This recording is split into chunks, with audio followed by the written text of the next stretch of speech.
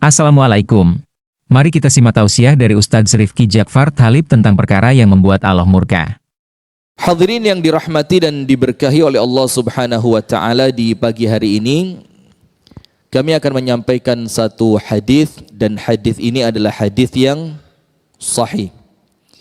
Yang inti dari apa yang akan kita sampaikan, kita akan berbicara tentang ada beberapa perkara yang perkara itu mengundang Allah yang Maha Rahman, Allah yang Maha Rahim, itu ternyata bisa murka kepada kita. Ternyata menjadikan Allah itu marah kepada kita. Karena sifat-sifat Allah itu bukan hanya sifat-sifat yang menyenangkan untuk manusia.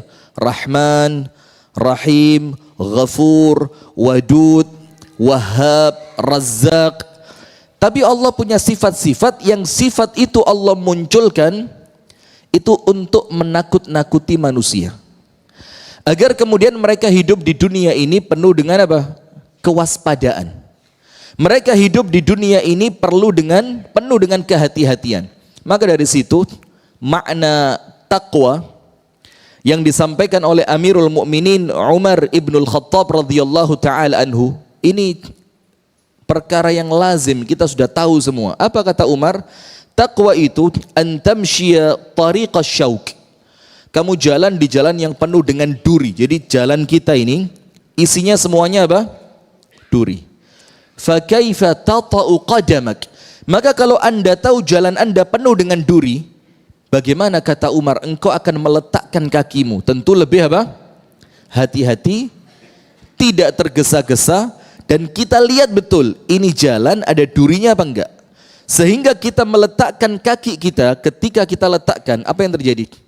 Maka insya Allah langsung aman. Kita yakin apa yang tempat kita meletakkan kaki kita, itu tidak akan melukai kaki kita. Nah, itulah takwa. Supaya kita ini waspada, maka oleh Allah diberikan sifat-sifat yang sifat itu bentuknya ancaman.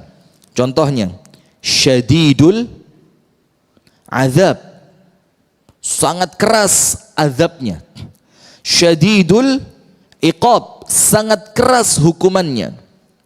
Azizun dzuntiqam, yang maha perkasa, dan kemudian Allah itu dzuntiqam. Intiqam itu kalau bahasa gampangnya balas dendam. Azizun dzuntiqam, Allah yang perkasa dan Allah maha membalas keburukan itu. Nah, maka kita awali dengan pada surah Al-Hijr ayat yang ke-49 dan ayat yang ke-40. Nanti antum pulang, antum cek surah Al-Hijr ayat berapa? 49 dan 50. Allah Subhanahu wa taala berfirman, "Nabbi ibadi." Naba itu kan berita besar. Amma yatasaalun 'anin naba'il azim. Apa yang mereka tanya-tanyakan itu? Orang-orang kafir itu tanyanya tentang apa? Dibilang anin naba'il azim, tentang suatu berita, beritanya sudah besar, ditambahi kalimat azim. Yang berita besar itu sangat dahsyat, yaitu kedatangan hari kiamat. Nah, maka ketika Allah berfirman kepada Nabi Muhammad SAW, nabbi ibadi, beritahukan kepada hambaku berita besar ini. Apa berita besarnya?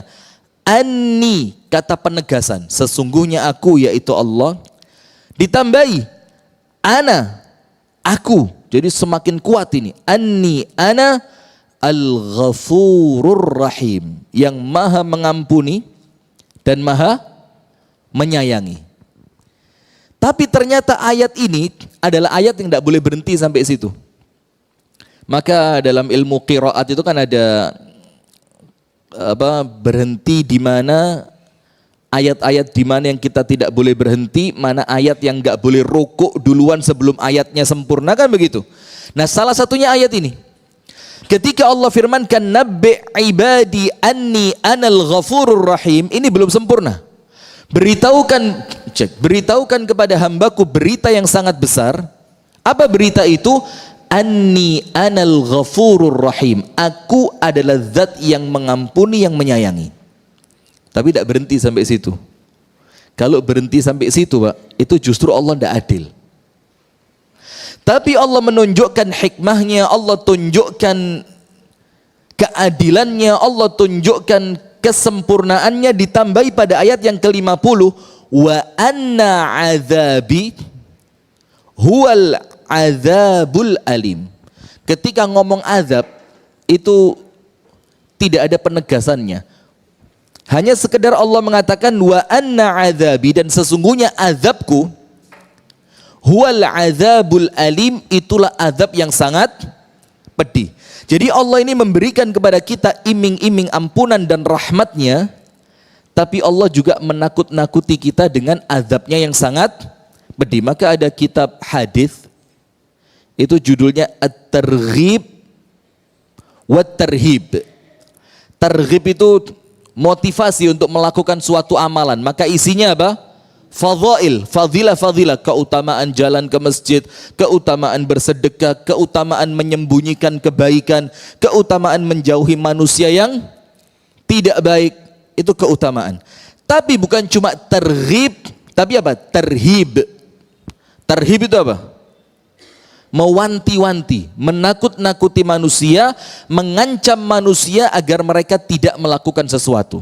Nah, maka dari ayat ini, dari surah Al-Hijr ayat 49 dan ayat yang ke-50, di sini ternyata Allah itu juga bisa murka. Dan kemurkaan Allah itu tidak bisa dicegah dan dihalangi oleh siapapun. Ketika Allah sudah murka, kemurkaannya pasti datang. Dan di dalam satu hadis, tapi kemudian hadis ini disebutkan oleh para ulama adalah hadis yang dhaif, dan sanadnya oleh para ulama diperselisihkan. Ada yang mengatakan dhaif, ada yang kemudian mengatakan hasan bisyawahidihi, bisa terangkat menjadi hasan dengan penguat-penguat hadis yang lain. Itu disebutkan di sana bahwasannya laknat Allah. Jadi ketika Allah melaknat satu orang, nas'alullah as-salamata wal afiyah, itu laknatnya turun sampai 7 turunan. Jadi dampak dari laknat tadi itu kena sampai berapa? 7 turunan. Itulah sampai di tempat kita ada bahasa apa? Kaya 7 turunan, miskin juga 7 turunan. Dan sebaliknya, ketika Allah ridho dengan seorang hamba, maka keridhoannya Allah itu juga akan berdampak sampai 7 generasi ke bawah. Dan mereka membawakan dalil. Antum tahu dalam surat Al-Kahfi itu, ketika wa ammal jidaru fakana li ghulamaini yatimaini bil Madinah, tembok yang diperbaiki oleh Nabi Khidir bersama Nabi Musa alaihi salam, itu ternyata tembok milik siapa? Milik anak yatim, yang di bawah tembok tadi ada harta peninggalan dari bapaknya.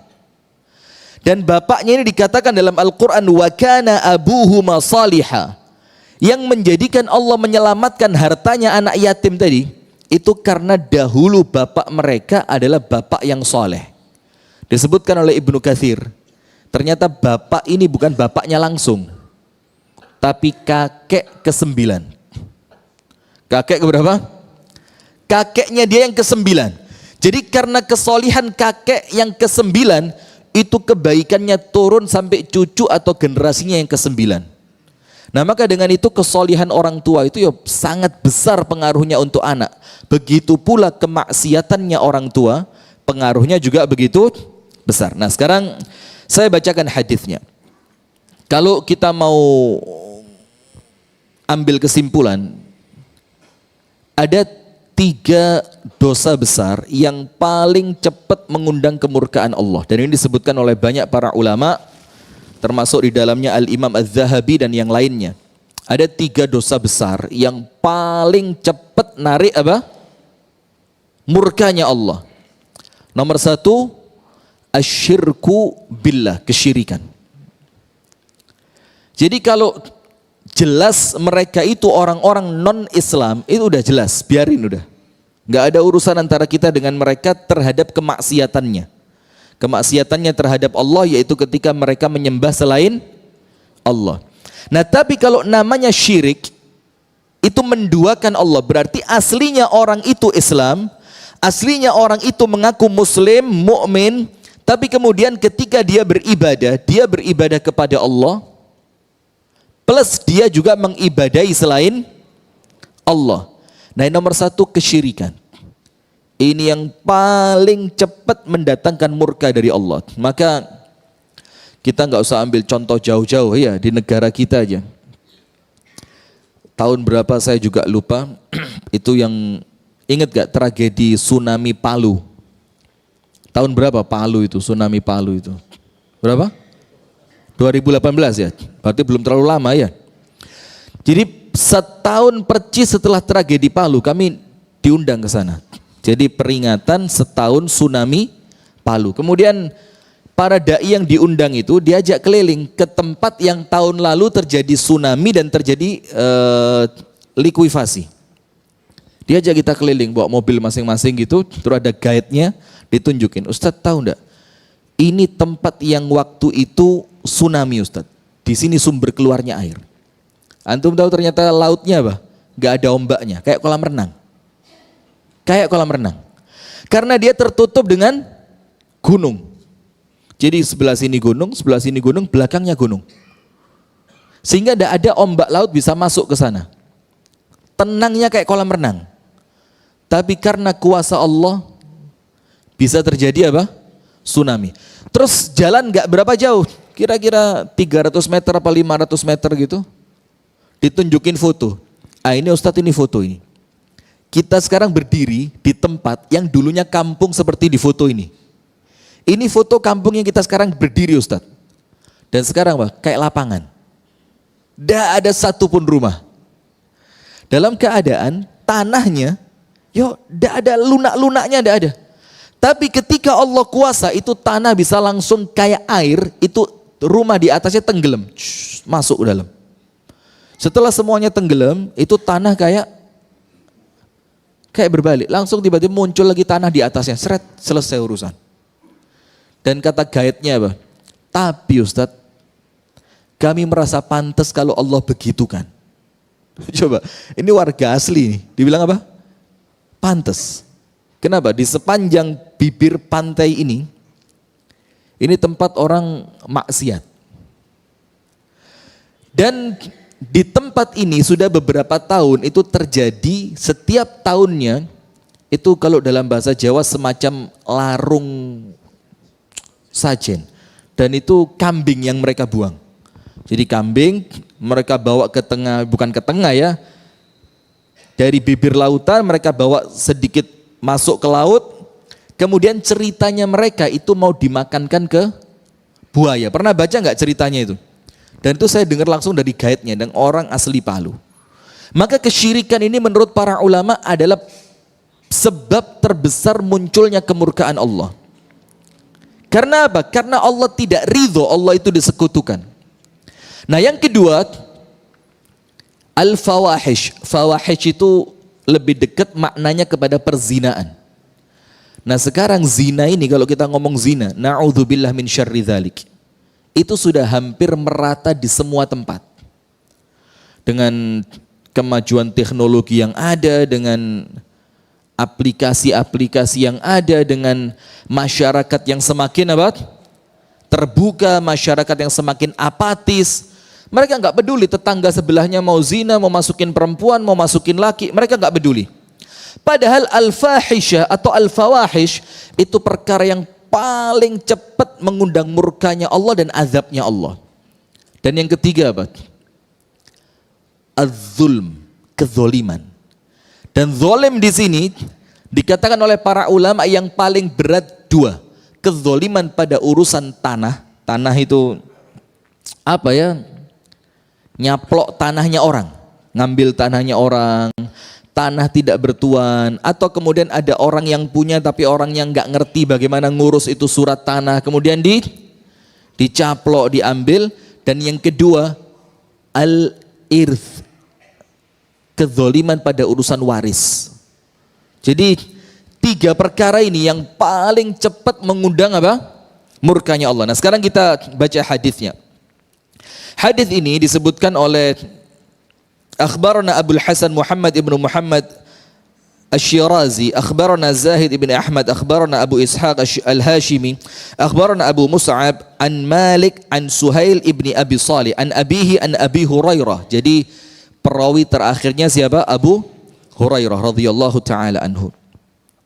Anna Rasulullah sallallahu alaihi wasallam qala, ini hadithun sahih, hadis yang sahih bahwasannya Rasulullah sallallahu alaihi wasallam bersabda, innallaha yardha lakum thalathan. Allah itu senang terhadap kalian, ridho kepada kalian itu pada 3 perkara. Jadi ada 3 perkara yang apabila 3 perkara ini ada dalam diri kita atau di masyarakat kita, maka kita dan masyarakat itu akan menjadi masyarakat yang diridhoi oleh Allah. Dan kalau ridhonya Allah sudah didapatkan, maka semua yang kita alami itu menjadi kebaikan. Jadi kalau Allah sudah ridho, maka semuanya menjadi apa? Baik, karena ridho itu puncak pencarian seorang hamba terhadap Allah. Wa ridwanun minallahi akbar. Keridhaan Allah itulah yang paling utama, yang paling besar kita dapatkan. Wa ridwanum minallahi akbar. Ada 3 perkara yang apabila perkara ini kalian lakukan ada dalam diri kalian, maka Allah akan meridhai kalian. Wa yaskhatu lakum thalatha. Dan ada 3 perkara yang mengundang kemurkaan Allah atas kalian. Na'udzubillah min dzalik. Yang pertama, Allah subhanahu wa ta'ala meridhai dari kita, yardha lakum an ta'buduhu wa la tusyriku bihi syai'a. Allah akan ridho kepada kalian ketika kalian hanya mengibadai Allah dan kalian tidak menyekutukan Allah dengan sesuatu apapun. Maka ayatnya semua sudah hafal. Wa ma khalaqtul jinna wal insa illa liya'budun. Arti kata liya'budun itu apa? Tidaklah aku ciptakan jin dan tidak pula aku ciptakan manusia kecuali tujuan utamanya apa? Ibadah ini yang disebutkan oleh para ulama apa? Illa liya'budun. Nomor 1 kata Abdullah bin Abbas, illa liya'rifun. Kata Abdullah ibnu Abbas dalam tafsir Ibnu Katsir, illa liya'budun, tidaklah aku ciptakan kalian ini kata Allah kecuali supaya kalian mengenaliku. Jadi Allah itu pengen kita kenali. Maka itulah kenapa tidak boleh manusia itu cita-citanya terkenal. Antum tahu dalam kitab Siyar A'lamin Nubala itu ada cerita dari Al-Imam Az-Zahabi, seorang laki-laki itu bukan guyonan ini cerita fakta, kisah nyata ini. Itu kencing di sumur Zam-Zam. Jadi waktu itu sumur Zam-Zam gak ada penutupnya dan semua orang bisa ngelihat. Tiba-tiba dia lepas celananya, kemudian dia apa? Kencingi sumur Zam-Zam, dan itu dia lakukan di musim haji. Pas orang-orang sedang apa? Sedang rame. Kemudian ditangkap. Setelah ditangkap dicek nama, alamat, apa segala macam semua. Terakhir ditanya, apa niatanmu? Dibilang apa? Saya tidak punya niat apapun illa an u'raf, kecuali supaya saya dikenal sama orang. Jadi kalau nanti saya kemanapun orang akan tahu saya. Kemudian orang itu ngomong apa? Hadzal ladzi bala bi bi'ri Zamzam. Ini orang yang dulu pipis di sumur Zamzam. Nanti saya pindah kemana lagi, orang ingat sama saya. Hadzal ladzi bala fi bi'ri Zamzam. Ini orang yang pipis di sumur Zamzam. Nah, maka ketika ada orang yang kepingin terkenal, hubbuz zuhur, senang tampil, senang nampak, senang kemana-mana dikenal sama orang, di sini orang kenal dia, di situ orang kenal dia, itu dia seakan-akan dalam tanda kutip ada menyaingi Allah, karena tidak ada yang boleh dikenal kecuali Allah Subhanahu wa taala dalam makna yang benar. Maka kalimat illa liya'budun, tidaklah aku ciptakan kalian kecuali supaya kalian mengenali aku. Maka lucu kalau kita ini mengatakan ibadah kepada Allah tanpa kita mengilmui tentang Allah, tanpa kita tahu sifat-sifat Allah, tanpa kita tahu nama-nama Allah, tanpa kita tahu apa yang disukai oleh Allah ketika kita lakukan untuknya, tanpa kita tahu apa yang mendatangkan kemurkaan dari Allah. Karena Allah itu ciptakan kita illa liya'rifun, kecuali supaya kalian berusaha mengenali Allah. Makna yang kedua, illa liyuwahhidun, Tidaklah Allah ciptakan jin dan manusia kecuali supaya apa? Mereka mentauhidkan Allah, liyuwahhidun. Supaya mereka itu menomorsatukan Allah. Yang syiarnya apa? Inna salati wa nusuki wa mahyaya wa mamati lillahi rabbil alamin. Ketika salah satu di antara semua itu berpaling kepada selain Allah, maka ini sudah, Allah akan murka sama kita. Maka orang Islam itu hidupnya untuk Allah, dia bergerak untuk Allah, dia melakukan sesuatu untuk Allah, dia berkorban untuk Allah, tidurnya untuk Allah, bangunnya untuk Allah. Kalau semuanya sudah untuk Allah, itu berarti tujuan penciptaan tercapai. Tidak ada untuk diri sendiri, tidak ada untuk ketenaran, tidak ada untuk dipuji, tidak ada untuk ini, tidak ada untuk itu, tidak. Semuanya karena siapa? Allah. Maka yang Allah ridhai dari kalian, yaitu kalian mengibadahi Allah dan kalian tidak menyekutukan Allah dengan sesuatu apapun. Maka syirik itu ya pantas kalau kemudian Nabi Muhammad itu betul-betul mewanti-wanti kita agar jangan sampai syirik. Karena apa? Karena kalau sudah syirik, innallaha la yaghfiru ayyushraka bih. Allah tidak akan ampuni. Tapi jangan salah teman-teman. Ini kadang-kadang sebagian teman yang ngaji itu tidak ngerti kalau syirik itu ada dua. Ada syirik kecil, ada syirik besar. Semua disikat besar semua. Semua disikat apa? Besar. Selamanya di neraka. Tidak, ada syirik kecil, ada syirik besar. Walaupun syirik kecil pun itu sudah termasuk dosa besar. Tapi kemudian konsekuensinya berbeda antara syirik kecil dan syirik besar. Nah, sudah, maka Allah tidak akan ampuni. Allah tidak akan ampuni di sini ketika dia meninggal dunia dalam keadaan belum bertobat. Tapi kalau sebelum meninggal dia tobat, ya pasti diampuni. Apa dalilnya? Banyak sekali. Ada anak kecil dari kalangan Yahudi, yang anak kecil ini sekitar umur 10 tahun atau 8 tahun dalam beberapa riwayat. Ini anak kecil Yahudi, ini pernah jadi pembantunya Nabi Muhammad. Maka ketika anak kecil itu diberitakan sakit mendekati kematiannya, apa yang terjadi? Nabi Muhammad cepat-cepat datang ke rumahnya anak kecil tadi. Niatannya ada dua. Menjenguk. Maka ini dalil bolehnya menjenguk orang kafir. Tidak apa-apa kalau kita punya niatan yang baik. Apalagi orang kafirnya itu ya keluarga, kerabat, kolega, tetangga. Ditambahi kalau punya niat dakwah, tambah keren. Nah, maka Nabi Muhammad datang untuk niat menjenguk. Dan yang kedua apa? Mendakwai. Karena orang kalau lagi sakit biasanya hatinya lebih apa? Lebih terbuka. Maka Rasulullah mengatakan sama anak kecil tadi, ya gulam, qul la ilaha illallah. Ucapin la ilaha illallah.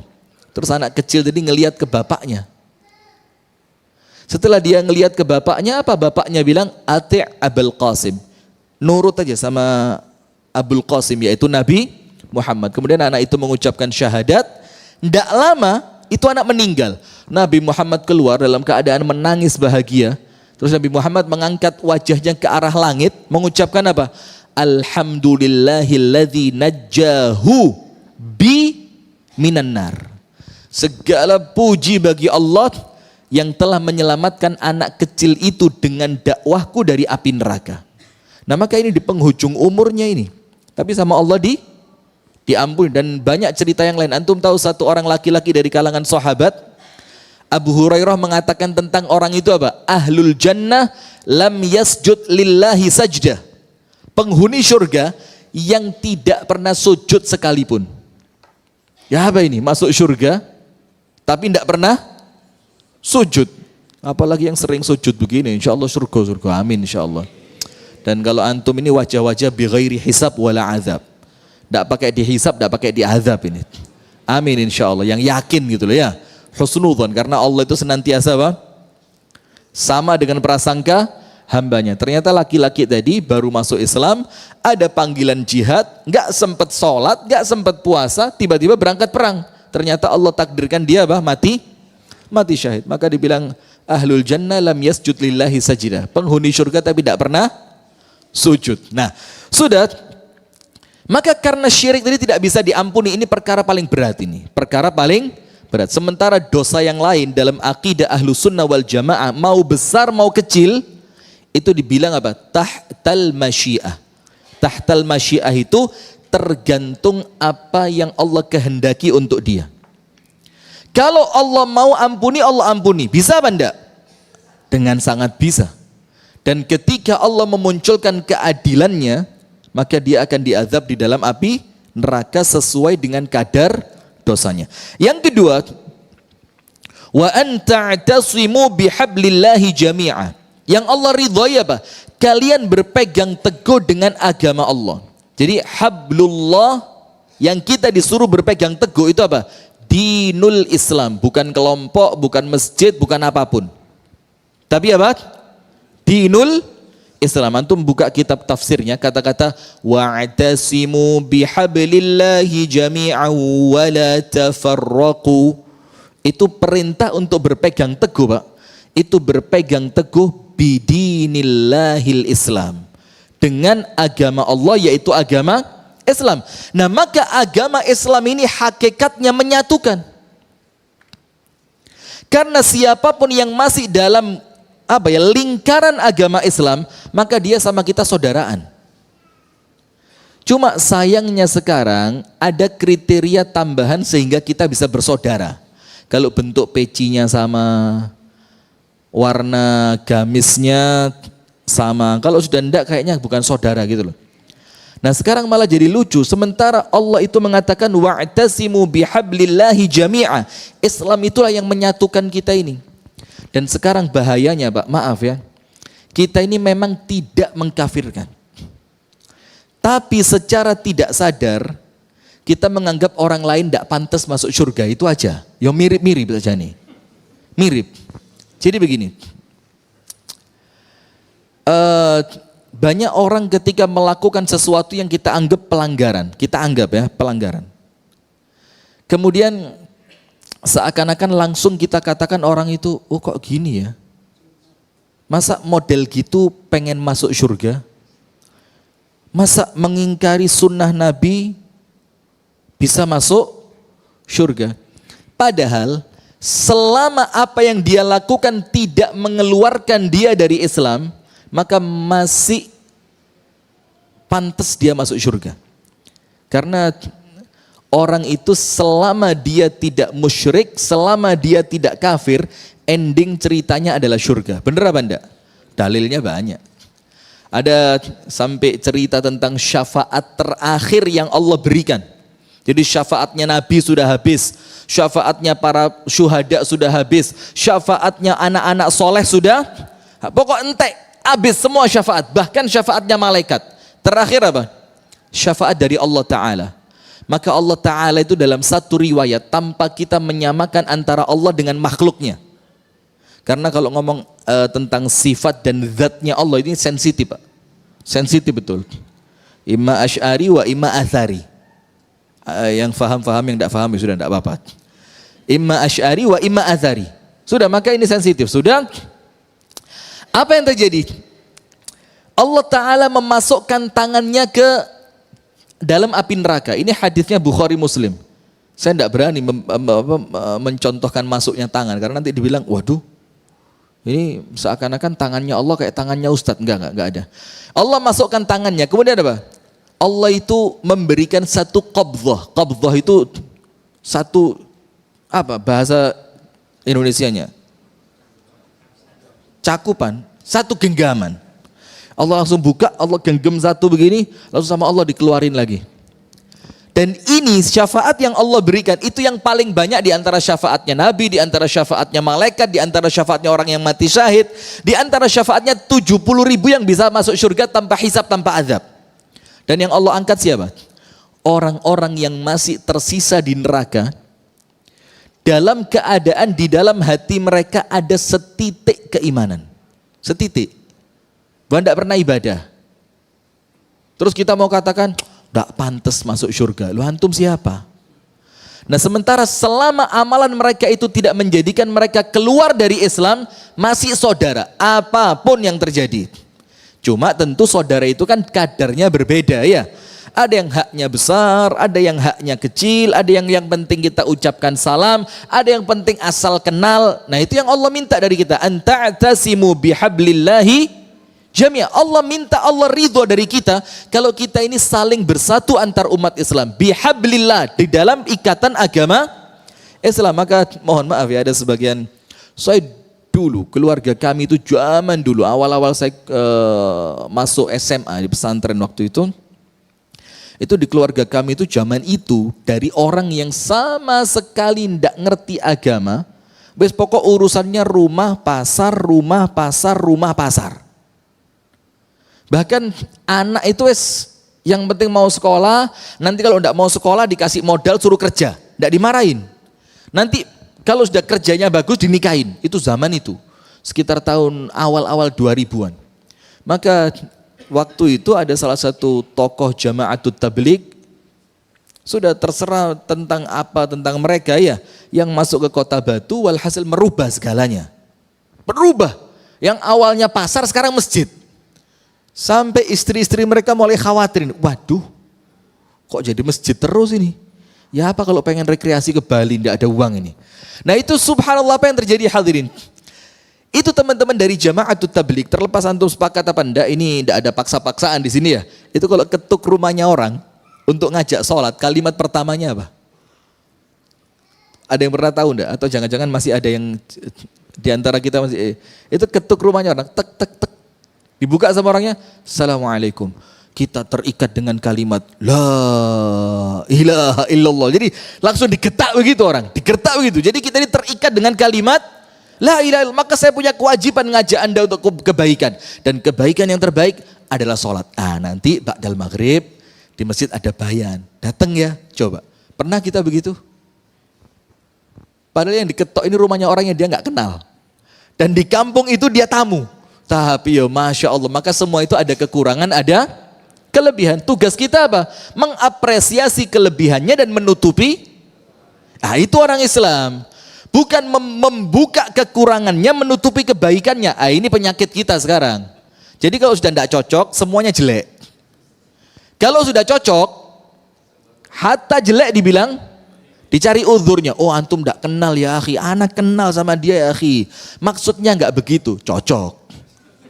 Kalau nggak cocok, sholat pun tidak sesuai ya akhi. Anak kisian ngelihatnya, antum lihat sholatnya tadi, Allah.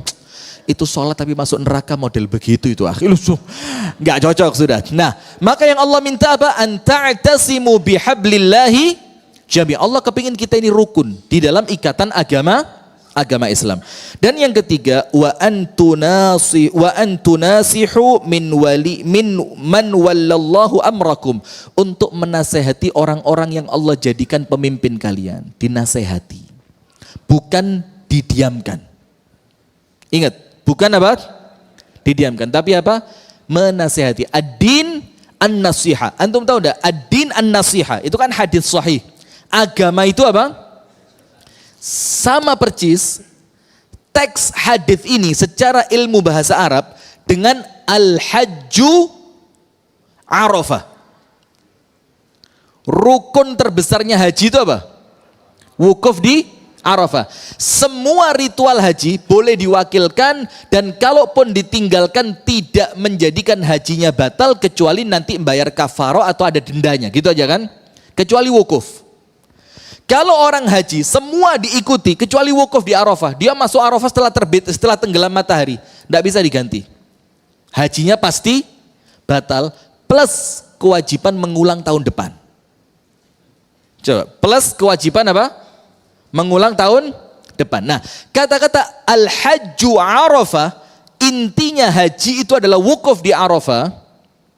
Apa yang terjadi? Sama persis seperti itu ad-din an-nasihah. Intinya agama itu apa? Nasihat. Maka Umar mengatakan radhiyallahu taala anhu, la khaira fi ummatin la yuhibbuna an-nasihin.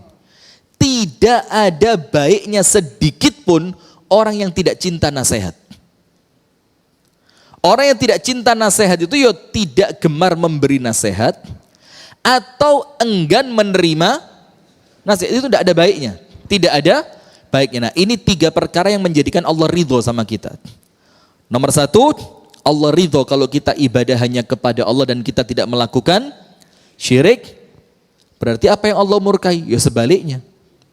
Nomor 2, Allah ridho ketika kita berpegang teguh berukhuwah di dalam agama Islam. Berarti sebaliknya Allah murka dengan perpecahan. Dan yang ketiga, Allah ridho ketika kalian itu saling menasehati. Wa tawasau bil haq wa tawasau bis sabr. Wabil khusus nasihat itu untuk siapa? Man walla amrakum, orang-orang yang mengatur urusan kalian. Nah sekarang penutup. Pas ini waktunya insyaallah. Apa yang Allah murkai dari kita? Wa yaskhatu lakum thalathan. Dan Allah benci akan murka kepada kalian. Dan hati-hati, ketika Allah sudah murka, maka tidak ada sesuatu apapun di dunia ini yang bisa bikin kita bahagia. Tidak ada. Antum mau kaya raya, kalau Allah murka, itu kaya kayak tidak manfaat. Ini kaya apa nikmatnya? Sampai banyak orang kaya itu akhirnya cari sesuatu yang orang-orang miskin model kita ini, itu ngelihatnya ajaib. Lapo sampai kayak gitu. Cerita pemburu Titanic beberapa bulan yang lalu. Antum buka berita nggak sih? Atau udah sibuk dengan arah koalisi? Udah mulai panik ya? Itu kan ada orang-orang kaya, berapa jumlahnya? Antara 5 sampai 7 orang yang pakai kayak kapal selam model kapsul, ya kan? Yang itu canggihnya luar biasa, dibuat dari bahan yang luar biasa amannya, masuk ke dalam. Semuanya orang kaya. Kita yang miskin mikir apa, Pak? Ya Allah, makan nasi mandi itu loh enak. Kenapa harus cari Titanic ke dalam? Ini Titanic udah meninggal, terkubur, tenggelam tahun berapa masih dia pengen masuk ke? Nah, maka kalau Allah sudah murka, Allah sudah benci, itu dunia tidak ada nikmatnya sudah. Apalagi nanti akhirat.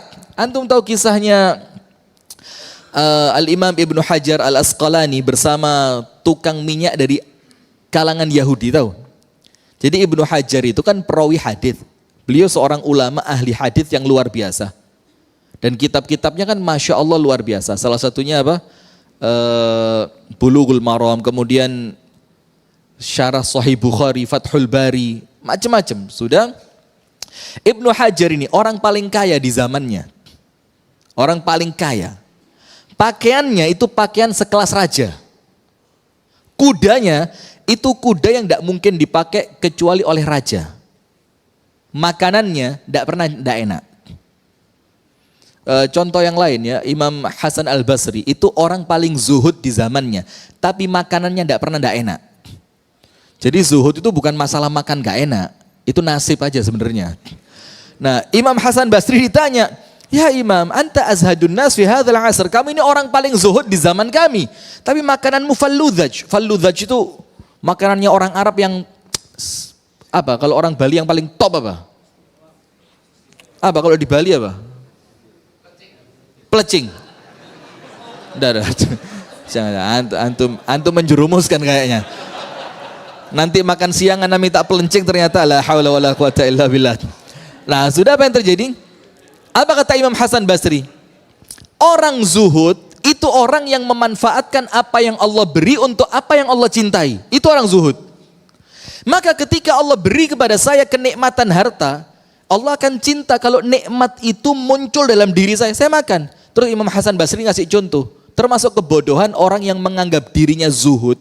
Itu ketika Allah beri 2 mata, dia tutup yang satu. Dibilang apa? Mensyukuri satu aja susah. Apalagi 2. Kata ini ajhalul juhala, orang zuhud yang paling bodoh.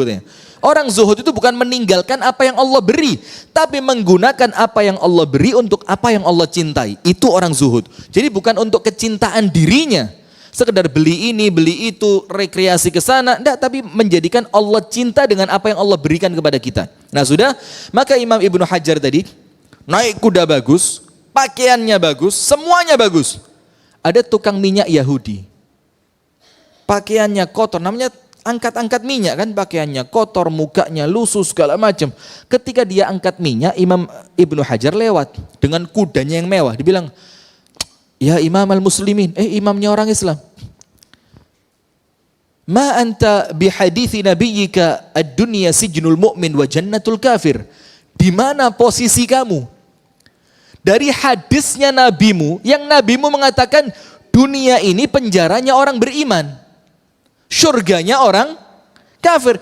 Ini penjara model apa? Pakaian bagus, kuda bagus, maka ini penjara apa ini? Kamu tidak ngikutin nabi kamu katanya. Dan saya ini, surga model apa ini? Angkat-angkat minyak, baju kotor, makanan tidak enak, badan capek. Ini surga apa buat saya yang kafir? Loh, jadi orang Yahudi di zaman itu ngerti kalau dia kafir, Pak. Jadi tidak sakit hati ketika dibilang kafir, wong dia ngaku kok. Ini surga model apa? Kata Imam Ibnu Hajar, ini loh Pak, beragama itu ya perlu ini Pak. Jadi sampai kami punya guru di Malang, itu ya rotok-rotok lucu. Dia bilang, ada teman-teman kita orang-orang Islam ini kalau meninggal otaknya masih ori. Kenapa? Belum kepake untuk istimbat hukum, tidak, untuk memahami masyarakat, tidak. Jadi kalau mereka meninggal itu mubazir akalnya itu Allah kasih, mendingan gak aja katanya. Nah sudah, apa kata Imam Ibnu Hajar? Pakaian saya yang bagus ini, kuda saya yang mewah ini, makanan saya yang lezat, ini neraka ini penjara ini. Kalau dibandingkan apa yang nanti akan Allah berikan untuk saya di surga. Jadi ini neraka ini kalau dibandingkan nanti surga. Oh istri, walaupun secantik-cantiknya istri dunia Pak, wah itu kayak penjara kalau dibandingkan bidadari surga. Wong satu orang minimal 70 kok. Maka antum harus latihan mulai sekarang. Biar nanti dapat 70 itu nggak kaget. Waduh. Jadi harus mulai dilatih. Setuju ya? Bagus, harus setuju.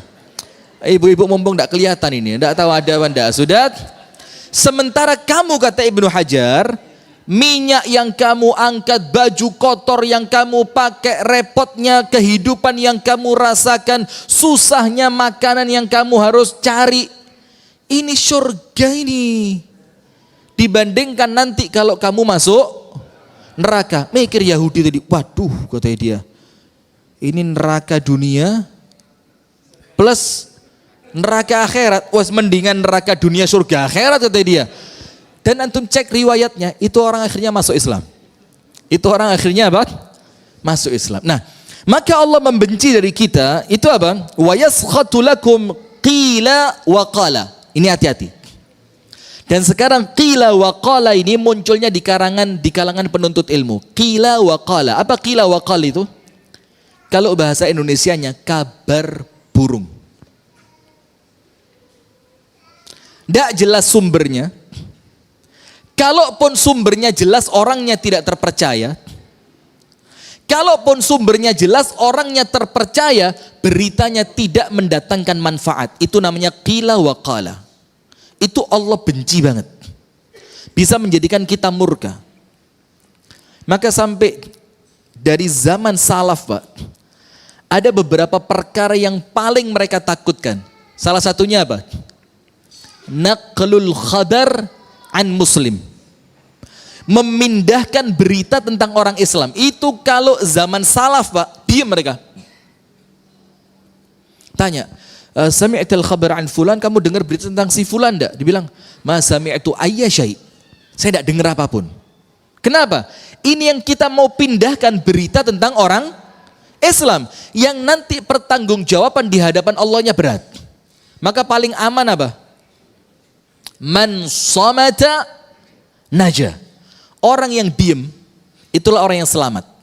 Al-Imam At-Tirmidzi dalam kitabnya Raudhatul Aqil itu mengatakan apa? Nadimtu miraran 'alal kalam wa ma nadimtu qattu 'alas sukut. Kata Imam, ini Imam Tirmidzi Pak, bukan kelas kita ini. Apa mengatakan? Berkali-kali saya menyesal karena ngomong. Nyesal saya, ngapain saya ngomong tadi? Ngapain saya bicara panjang tadi? Itu nyesel kata Imam Tirmidzi. Dan sekalipun, satu kali pun tidak pernah saya menyesal karena diam. Tidak pernah nyesel. Kenapa? Orang diam itu selamat sudah. Maka kalau memang bisa, itu latihan diam. Antum tahu Abu Bakar radhiyallahu taala anhu, apa Caranya Abu Bakar untuk supaya tidak banyak omong bagaimana caranya? Ada yang tahu enggak? Tak kasih hadiah tisu nanti kalau bisa jawab. Antum meremehkan hadiah ya, tidak boleh. Apa caranya Abu Bakar? Adkhala al-hasad yamla'u fah. Abu Bakar itu memasukkan kerikil, tahu kerikil kan? Batu-batuan kecil, itu ke mulutnya kecuali di dua waktu. Waktu salah wa waktu al-akil. Kecuali kalau masuk waktu sholat itu dikeluarin, dibuang. Atau waktu ketika Abu Bakar mau makan. Ketika ditanya, ya Abu Bakar wa anta Abu Bakar. Ya Abu Bakar wa anta Abu Bakar. Abu Bakar loh, dan kamu ini Abu Bakar. Ngerti enggak maksudnya? Sekelas Abu Bakar, jaminan surga ini. Kok sampai melakukan itu? Apa kata Abu Bakar? Waihak, celaka kamu. Gara-gara ini, dipegang lidahnya, dikeluarin, dipencet sama Abu Bakar.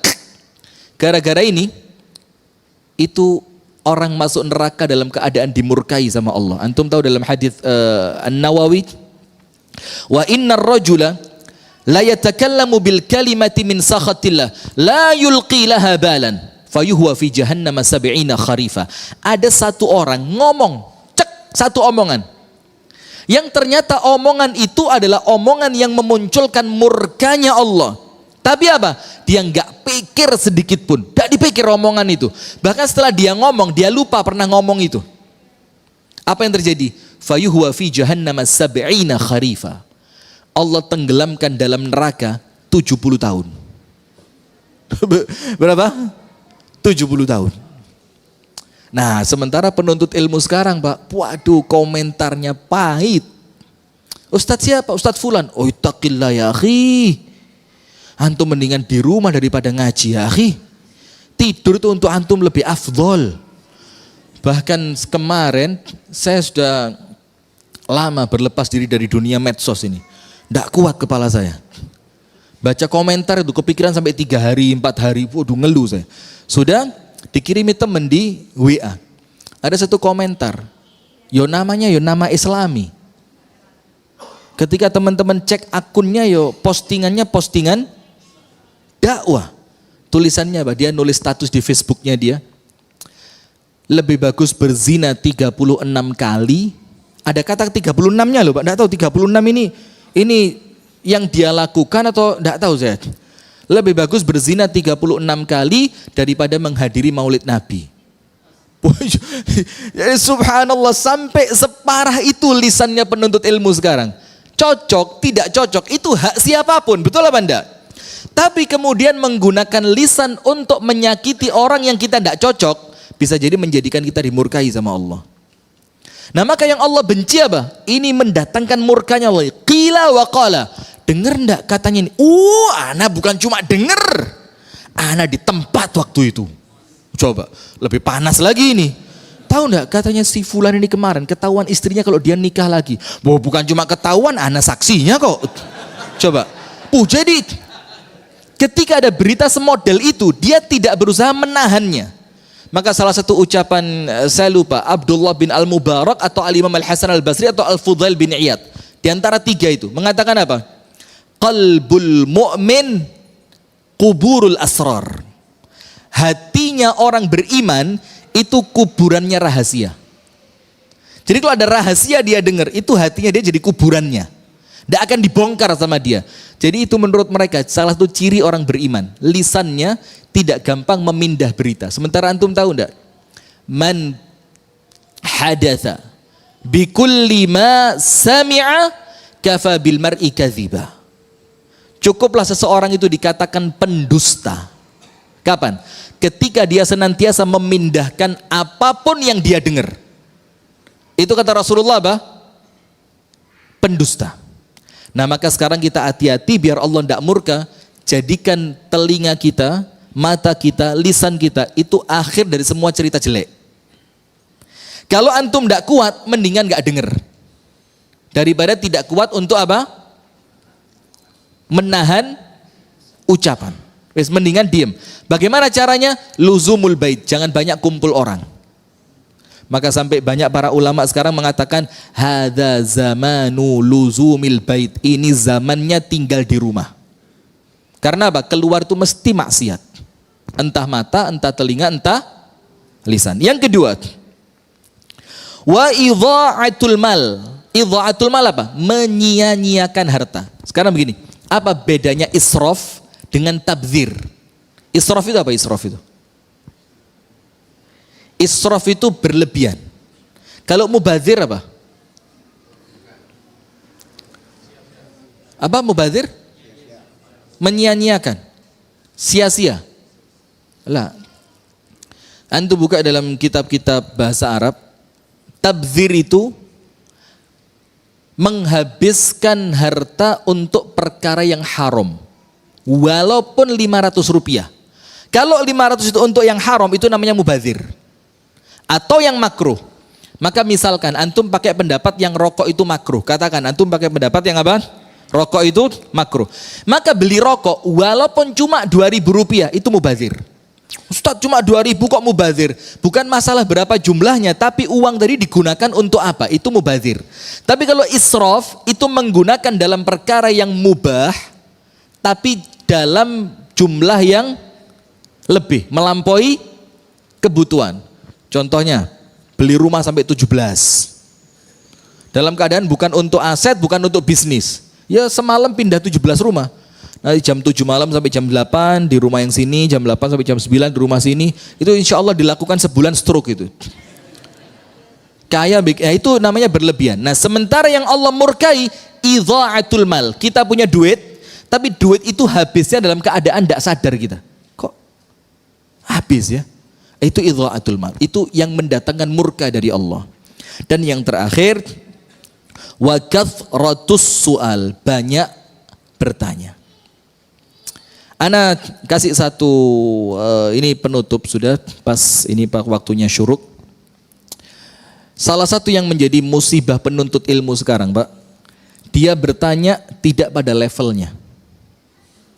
Pertanyaannya dia tidak pada level yang dia butuhkan. Contoh, baru hijrah, baru jenggotnya baru keluar 2 mili. Baru 2 mili. Apalagi celananya baru mulai naik, bukan hijrah kan biasanya kan konotasinya begitu ya. Sudah, dan itu tidak ada yang jelek, Sudah, ketika ngaji pertanyaannya langsung hukum musik. Loh, tanya dulu ciri tobat yang diterima apa? Sholat yang khusyuk bagaimana, menutup dosa masa lalu caranya, sibukkan dulu dengan sesuatu yang penting untuk kamu. Langsung hukum musik, langsung pasang status. Barusan ketemu ustadz, ana tanya tentang hukum musik, ternyata haram. Maka teman-temanku jauhi musik, temennya ketawa. Loh, inti sholat baru 2 hari, kami lahir sudah sholat. Lah kok baru? Nah, ini termasuk kathratus su'al, bertanya yang berlebihan. Dan lebih itu bukan cuma jumlah, Pak. Tapi lebih itu termasuk kapasitas. Belum waktunya kamu tanya itu. Waktunya ini kamu sibukkan diri memperbaiki keadaanmu yang dulu. Ustadz, tobat yang baik bagaimana? Ustadz, menutupi keburukan masa lalu seperti apa?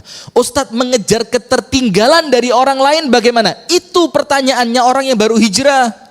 Bukan baru hijrah memunculkan masalah, langsung tanyanya musik. Tanyanya lagi, Ustadz, ana punya teman kemarin Ustadz, yo itu ngajinya sudah lama tapi jenggotnya habis. Nggak tahu dia emang ternyata nggak jenggotan gitu, nggak punya jenggot ternyata. Nah, ini lebih, nggak boleh kamu tanya itu. Bukan dilarang bertanya, tapi rahimallahu mra'an arafa qadra nafsi. Allah merahmati seseorang kalau dia ngerti siapa dirinya. Ini kamu baru tobat. Nah, nanti Pak, hukum musik itu sudah perdebatannya ulama, bukan orang macam kita ini. Itu perdebatannya ulama. Hukum ikut pemilu. Waduh, ini 4 tahun yang lalu, ingat. Saya juga termasuk jadi korban zaman itu. Nah, sudah, ini baru belajar alif fathah, alif kasroh. Dia bilang, ini sudah pertanyaannya, Ustadz, bagaimana hukum nyoblos? Saya bilang ngaji dulu yang bagus, ngaji yang bagus. Nanti kalau sudah apal 30 juz, saya jawab bagaimana hukum nyoblos pemilu. Oh, keburu mati Ustadz. Ya sudah. Kenapa? Kamu lebih manfaat menyibukkan dirimu dengan apalan Quran, dibilang tanya dibanding tanya masalah apa? Nah, itu loh salah satu penafsiran kathratus su'al. Tanya tentang sesuatu yang tidak mendatangkan manfaat besar buat dirinya. Dan ada yang lain, tanya untuk mukul orang lain. Nah, penyakitnya penuntut ilmu ini. Mumpung dia datang. Tanya Ustadz, soal-soal. Bagaimana hukumnya Ustadz, sholat tertib tapi orang tua ditinggalkan. Temennya langsung noleh. Wih, saya seharusnya yang tanya, kenapa kamu wakili? Itu termasuk kasratus soal. Lah, tidak baik. Karena dia bertanya bukan untuk kebaikan, tapi untuk mukul orang. Tapi kalau niatnya memberitahu orang lain dengan niatan tulus, boleh. Maka ketika malaikat Jibril turun, tanya tentang iman, Islam, ihsan. Kan malaikat Jibril cuma tanya, yang jawab siapa? Nabi Muhammad. Tapi di akhir hadis Nabi Muhammad mengatakan, hadza Jibril ja'akum yu'allimukum dinakum. Ini Jibril datang untuk ngajarin kalian tentang agama kalian. Padahal yang jawab siapa? Nabi Muhammad. Yang tanya Jibril. Kenapa yang tanya dibilang ngajarin? Karena pertanyaannya orang jadi ngerti. Nah kalau begitu boleh. Cuma kadang-kadang mumpung orangnya datang, pukul sikat perkat kanan, KO ini bentar lagi. Akhirnya orang malas datang ke majelis taklim. Mau setiap datang telinganya dia merah, kena terus. Waduh, kayak mulai muqaddimah sampai kafaratul majelis saya terus ini. Nah, maka hadirin ingat 3 perkara ini. Allah akan murka kepada kita qila wa qal, jaga lisan. Fulan begini, wallah ana enggak tahu. Katanya kemarin anaknya melakukan ini, wallah ana enggak ngerti. Ana enggak paham. Yang kedua, idha'atul mal. Kalau punya duit, habisin buat yang baik-baik, jangan yang enggak jelas.